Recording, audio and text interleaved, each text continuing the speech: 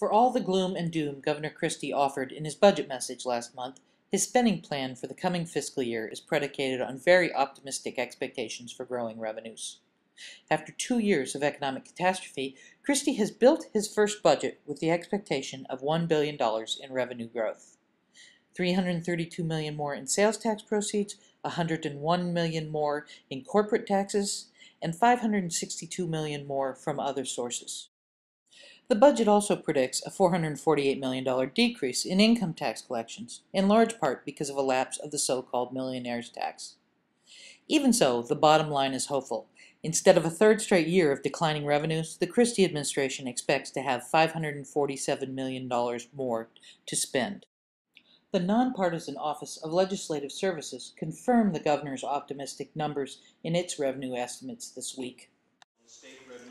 Budget Director David Rosen reminded the Senate and Assembly Budget Committees that the previous 2 years of revenue collections by the state have fallen by $5 billion. New Jersey is in the midst of an extraordinary and unprecedented state revenue decline.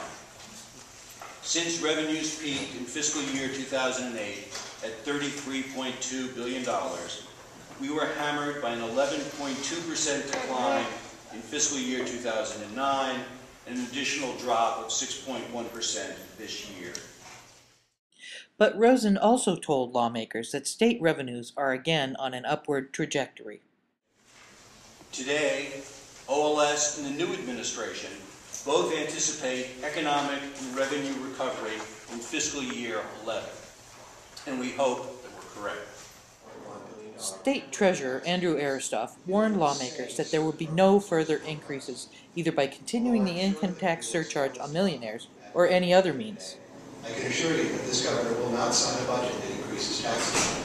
To do so would break faith with the people of New Jersey, already the highest taxed in the nation. Democrats argue the revenue growth has little to do with an improving economy.